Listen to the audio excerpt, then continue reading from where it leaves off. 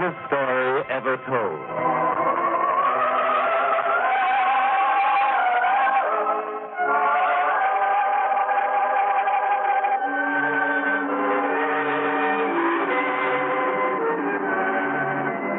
Today, we present Matthew the Publican, a drama based on an event described in the 9th chapter of the Gospel according to St. Matthew, an event in the greatest life ever lived.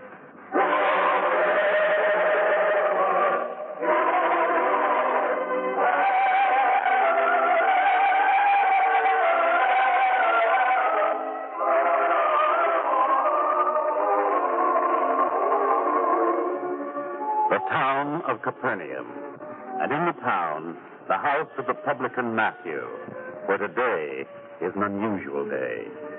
For on this day, Matthew is not concerned with collecting taxes, nor with accounting to the Romans for the monies which he has collected for them from his own people. Instead, this is a day of happiness for Matthew, or at least it should be. For now, he talks to the lovely young girl who is his niece. And to judge from the look on Matthew's face, it is a pleasant subject they talk about. Believe me, Deborah, nothing in the world could have made me as happy as this news about you and Daniel. I want you to know that I've been looking forward to this day. I've been setting aside money for it. Your wedding garments will be the finest that have ever been seen in Capernaum, and now the feast itself must be lavish. I wish your wedding day to be an event that you will never forget. Of course, we cannot expect that there will be many people there. Please, Uncle, don't say anything. You would try to spare my feelings. Well, it is time this was talked about. Time that one of us said what needs saying. There will be very few guests at your wedding because of me. After all, what am I? A publican. One who collects taxes from my own people to turn over to the Romans. Shall I expect that they will like me for it? Uncle, I wish you wouldn't talk this way. If I can't talk to you, to whom shall I talk? Somehow, Deborah, if I were sure that you understood, it would help. If you understood what it was like. There was a plague, and your father and mother had both died. And suddenly I was left with a niece who needed food and shelter, and I had no other way to provide for you except to become a publican. It was not what I wanted, but it was the only way that would make it possible. I know, Uncle. Because of me, your life has been ruined. Oh, no, it wasn't your fault. But sometimes I get to wondering, is the man's life ruined as long as he's alive and there is hope that he can change? Uncle? I've thought about it often. Now I will do it. Do what, Uncle? Become a free man, free of the Romans, free of the hatred of my own people. But can you? Now that you're being married, I can get along on less. I will find some new way of earning my livelihood. I will take any other kind of work that I can find. Now, surely that should convince people, and I'll do it now. You'll see, Deborah, before your wedding day, we will have many new friends, and on your wedding day, you will have many guests. You will have nothing to be ashamed of. Uncle, are you sure it can be done? It can be done. In fact, I will go to see the Roman commander at once.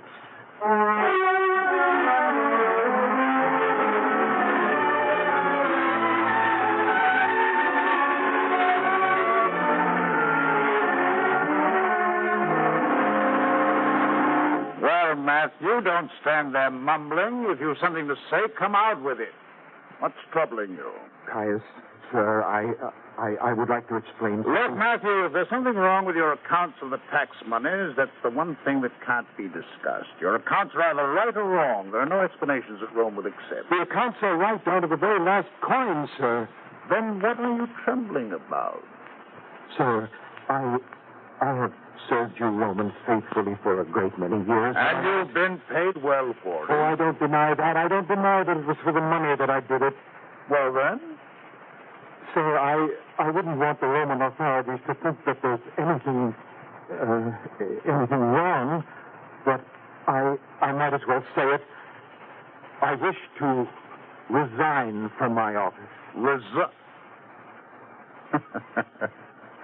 A tax collector for the Romans resign. This is no laughing matter to me. It's a very serious step. Oh, there's no doubt of that. We'll examine everything you own at once. But why? I've been honest in my dealings with you. Matthew, you must know that you'll never get another position. Oh, but I will. Indeed. Well, if you do, you'll be the first man who's collected taxes for the Romans and been rewarded with a job by your own people. No, I don't believe it. What's more, I think that you've been systematically stealing money from the tax collections, so that now you can afford to resign and never work again. No, sir, no, you don't understand it. It's my niece. It's the wedding, that's what... Niece, wedding? Man, are you out of your head? Please, sir, please listen to me and try to understand. Every day for years now, you've seen me at my place by the roadside collecting the road taxes and carefully noting in the scrolls the amount of the collections, every single coin accounted for. How can you accuse me of cheating? I'll say one thing for you. If you have been cheating, you've been very skillful at it. But I haven't been cheating. Please understand.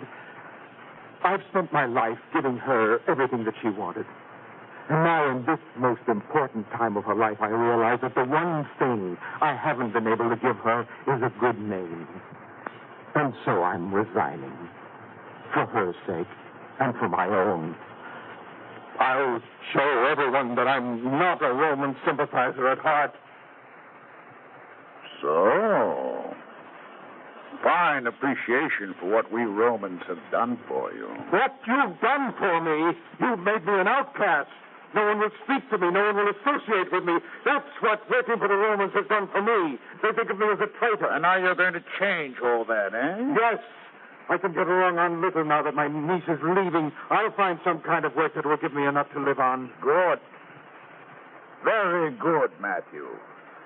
I'm glad to see that you've got the courage and the strength to take such a drastic step in order to reestablish yourself in the community. Of course, if you should change your mind and decide that this is the work you like best after all, well, we'll always have a place waiting for you here. I'll never come back here. Of course. But your position will still be waiting for you. After all, it's the least we can do for our friends.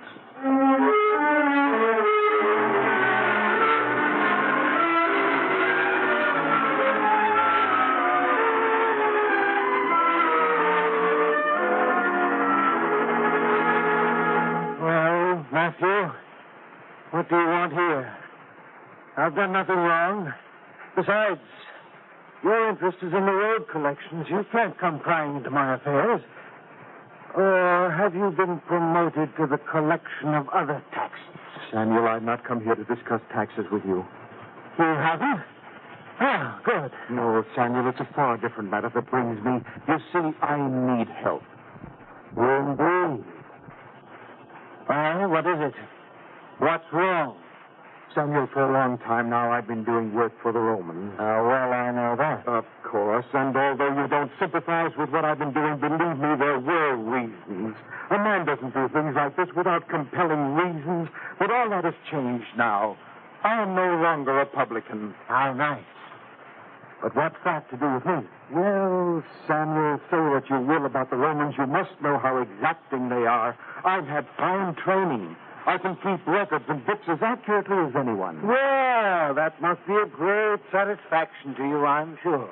Now, the point of my visit here is this. Samuel, would you give me a position? Matthew, I have no use for any additional help. But everyone knows how much your business has prospered in the last few years. Surely you could make room for one more man, a capable man? Yes, my business has prospered, and I intend to see that it goes on prospering. And one way to make sure is not to hire any friends of the Romans. But I'm no friend of theirs, I tell you. There never was a publican in this land who was considered anything but a traitor. And I don't associate with traitors, nor do I give them work. Is that clear? But I've changed, Samuel. Changed? The thorns on a rose never change, neither do traitors. Now you'll do me a great favor by leaving here at once. After all, I have my reputation to think of.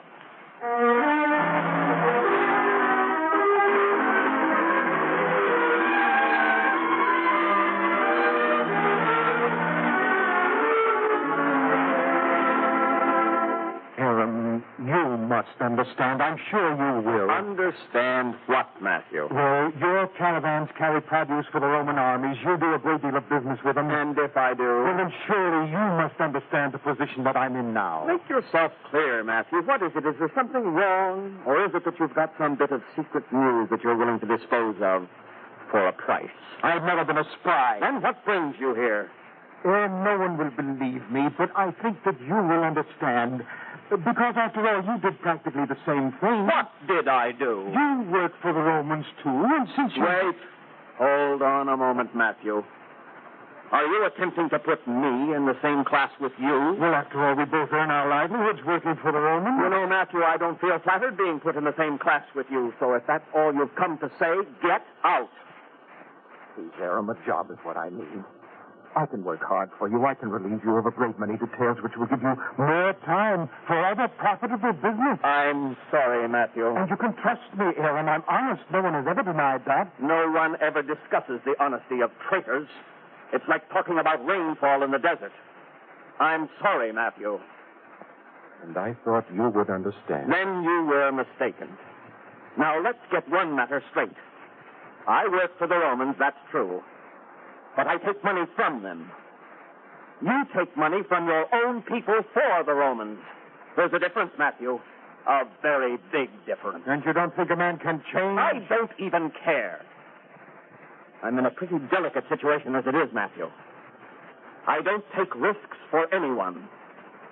To hire you would be such a risk. Sorry.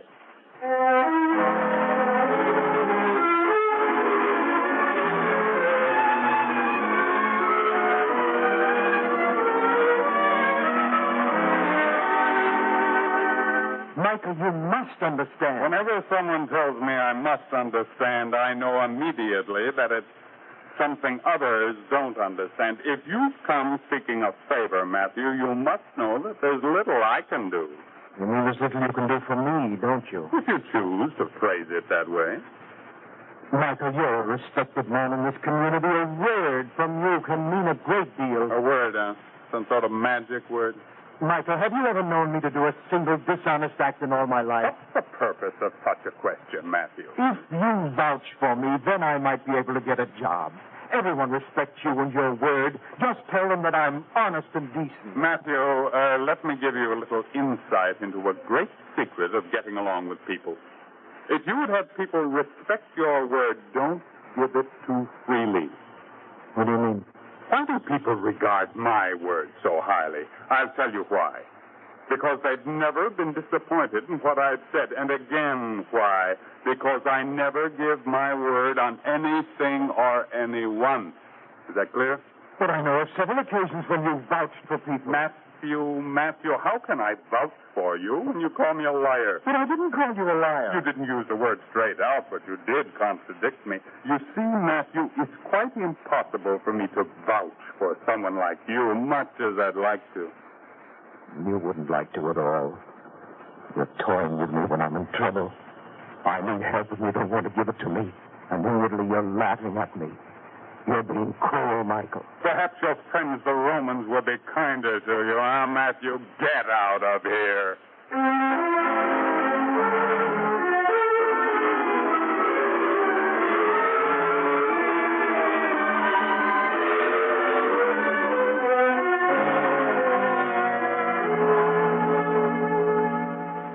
Oh, Deborah, I've tried. Oh, no, Uncle.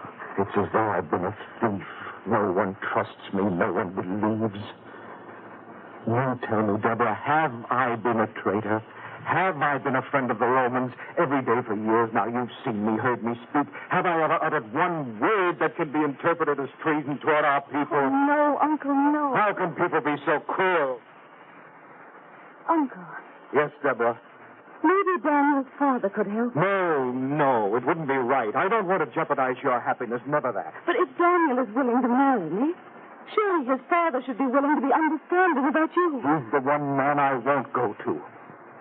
No, Deborah, when you marry, I want you to cut your ties with me. I want you to try to forget me, forget that I'm your uncle. After all you've done for me, This whole thing is really my fault, in a way. Why? Because you wanted a wedding like other girls had. There's nothing to apologize for. You took the job in the first place to earn money to take care of me. You tried to leave it because you thought it would help me, and Uncle, I don't deserve it.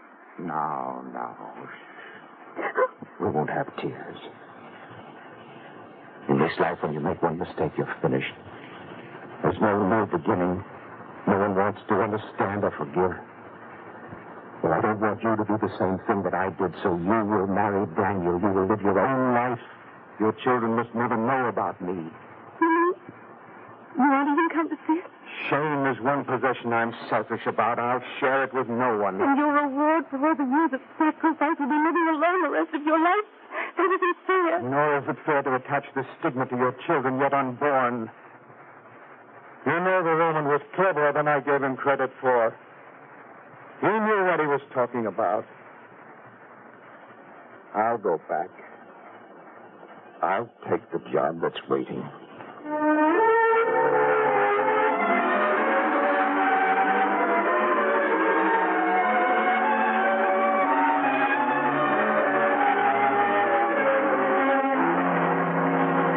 Well, Matthew, so you're back. How nice to see you again. Please, sir, don't be too cruel. I'm a beaten man. Don't make it worse. So you've changed your mind, Matthew. Back. How nice to see you again. Please, sir, don't be too cruel. I'm a beaten man. Don't make it worse. So you've changed your mind, Matthew. Is it a job you're thinking of? Well, you said it would be waiting for me. Oh, so I did. Well, shall I begin at my usual place? Your usual place, yes. But not at your usual fee. But, sir... You see, there were some things you said just before you left that I didn't like, so we'll take something off for that. But the work will be the same. Only the pay will be different. Now, do you want the job under those conditions, or don't you? You know I have no alternative. Good. And if you make any mention to anyone of this little change in your remuneration, it will go hard with you. Do I make myself clear? I think I know what you mean, Caius. Oh, well, I'll go out by the road and take your accustomed place and begin your collecting. And be careful today. If you think I deliberately make any mistakes... Oh, I didn't mean that. It just happens that there are great crowds passing on the roads today. That man, what do they call him? The master. He's supposed to be coming this way, and the roads are clogged with people wanting to see him. So things will be more difficult than usual today. The master? Matthew, you listen to me. I wonder. So, you turned to him, too. I didn't say that, did I? You didn't have to say it. Just let one of your people get into trouble, you go to him for help. Tell me, Matthew, all those things they say about you, about curing people, raising the dead, all that. Is it true? I've heard, as you've heard, but I haven't seen. Yet somehow I feel that maybe it is true. Matthew, if you have any ideas that he can help you, forget them. None of your people would have anything to do with the likes of you, least of all such a prophet as the master. Now get on with your job, Matthew.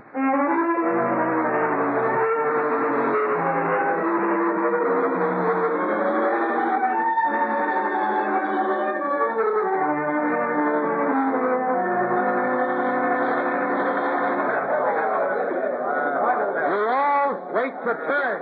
And as soon as you pay your taxes, you'll be allowed to move on. So stand back, wait your turn. Roman, please! Bring up, Roman, stand back. No more of your comments. You think I do this because I want to? What is it, Matthew? Have you lost your zest for the job? Oh, Caius, you were right about the huge crowds. I have more than I can do to keep them in line. I don't think there's any excuse. If any of them slip by, I'll take the taxes out of your pay, do you hear? Yes, I hear. Now then, first, please, I'm trying to do what I can to make it easier and quicker for you all. If you'll only cooperate. What's the matter with him? Look there and you'll see. It's what I told you. The master is coming this way. You see there, they're clearing a path for him. The master, yes. Yes, I see him. Well, never mind that now. You'll do your job. You'll go on collecting taxes. But the master, I must speak to him. I must ask him if he couldn't forgive a man like You'll me. sit where you are, Matthew. You'll do what I tell you to. Please, this one time, I'd like to ask him, sir. I'd like to find out. Collect the taxes, I say, else you'll find out what Roman retribution can be like if you don't do your job. Yes, sir. It seems that nothing can help me. Nothing. I'm a man doomed to be hated and distrusted and thwarted all my life. My one chance, and I can't take advantage of it. That's very touching, Matthew, but people are waiting. Collect the taxes. Yes, I'll collect the taxes. What else is there for me in life? Work for the Romans, be hated by your own. Give up what little family you have. That's my lot. All right. Next.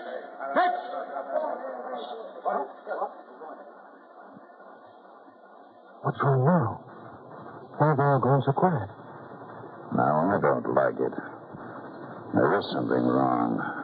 Something strange. Look. The master. Coming toward us. Come over to my little stand. Guys, what shall I do? Ask him for taxes, of course. Don't joke about such things. Wait. Maybe this is my chance. Maybe this is the opportunity I've been waiting for. Master, there is something I must ask you.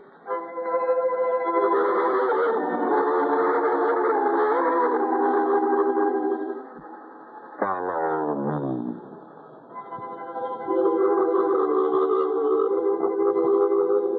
Did you hear?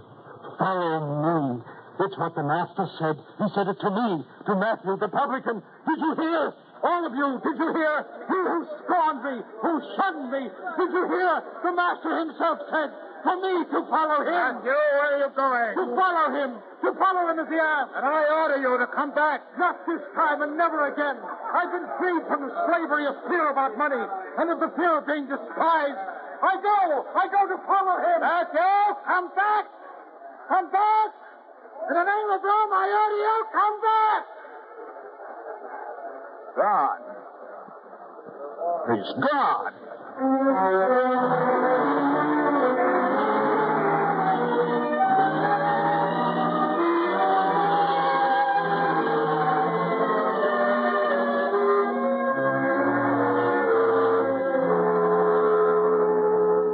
And you are the disciple John, and you were Peter. I was glad to know you all, and you must try to be friendly toward me, please. Matthew, the Master has chosen you. If you've been accepted by him, surely you can expect no less from us. Yes, Matthew. You should do the same as us. Oh, I'm not the same, Peter, for I'm a man loathed and hated here in Capernaum. But from now on, things will be different. There is one thing that I must do before I leave here. The Master and all of you, you'll have the evening meal in my home. It'll be the last meal in my home, but you must all be there, and I shall invite all those who shamed me and let them see that the Master has forgiven me. And maybe they will forgive too.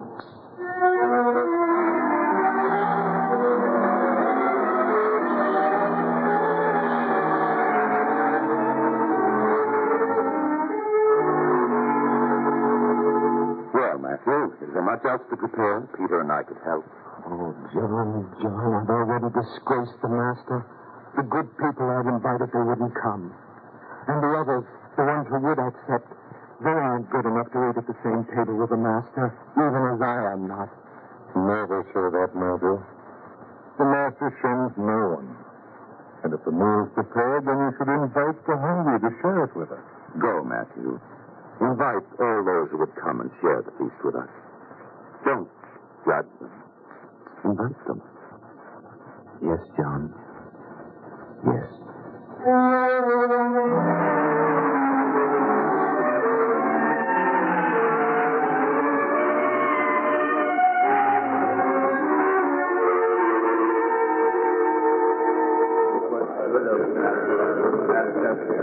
John, I can see now what you meant. The Master turns from no man, no matter how low his station in life. One can look about this table and guess the things these men have done. Some have the shifty eyes of thieves, others the hard faces of disbelievers, and still others the hunted and worried look of those who are afraid of the world. And yet the Master breaks bread with them and treats No man has been with disrespect. Because he thinks not of the past, but of the present and the future. There's no man here who cannot be a good man. And with help and understanding, there will be good men one day. Uncle Matthew! Uncle Matthew! Deborah, please, I have an honored guest here for the last meal to be served in my home. Please, Uncle, listen to me. It's important. Oh, dear, you seem almost on the verge of tears. What is it? The wedding, Daniel? Is something wrong? And just when I thought that everything would be all right. Uncle, I've heard. The Master has chosen you to follow, and you've been forgiven, I know, but unfortunately others have heard too. That's why I'm here. What do you mean, child? They're coming here. The important men in the town, Samuel, Aaron, the elders, they're coming here now. They are? That's good. For they'll see that I eat at the same table with the Master. But you don't understand. They're coming here to confront the Master, to accuse him, to do you harm. You're still not satisfied? They want to go on persecuting me? Don't be afraid, Matthew. Yes, let them come. The Master has faced angry mobs before, and men of authority. Don't be afraid, Matthew. You have brothers now. Male brothers. See them? Deborah, with my newfound friends, I'm not afraid. I let them in. Samuel, Aaron, welcome to my home. Where is he? Where is this man who claims to be a prophet and is a friend of publicans and sinners at the same time? There he sits at the head of the table. What do you want with him? Master, you call yourself a prophet, a teacher of goodness and right. And yet there's not a man here at this table with you that we don't know to be a publican or a thief or an irreligious man. If you've come to raise them to the status of honored men, then you're not wanted in this town, not by us. No. You understand? Samuel, that's no way to address the Master. His actions earn him that kind of address. Well, Master, you persist in honoring these people? If not, we have a feast prepared for you. We, the honorable citizens of Capernaum. Make your choice now.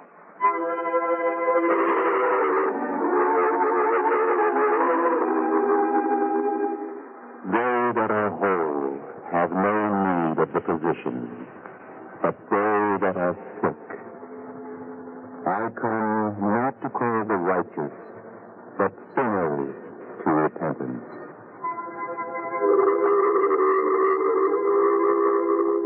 Master, that is a strange soul. No answer. Get rid of him. Drive him out of town. No, wait, my friend, wait. Let's not lose our tempers. There's a good deal in what he says. And haven't we seen it? Matthew wanted to give up being a publican, but we wouldn't help him. I wouldn't give him a job. We forced him to go back to the Romans. That much is true, yes. If we had helped him as the Master did, he would have changed. He wanted to, you know that. Yes. Master, if you can, forgive us our angry words. Forgive us. And, Matthew, would you forgive me? Oh, gladly, Samuel. Gladly.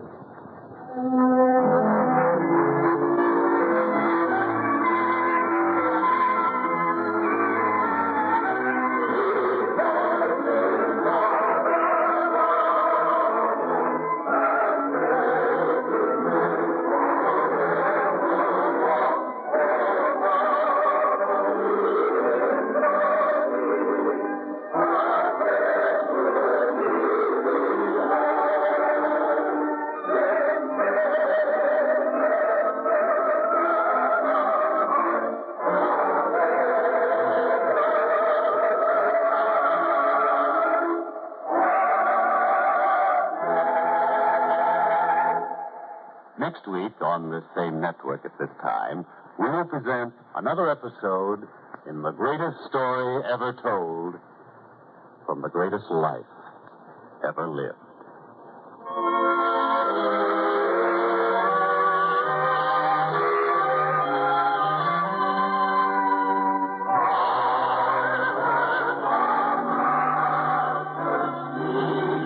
And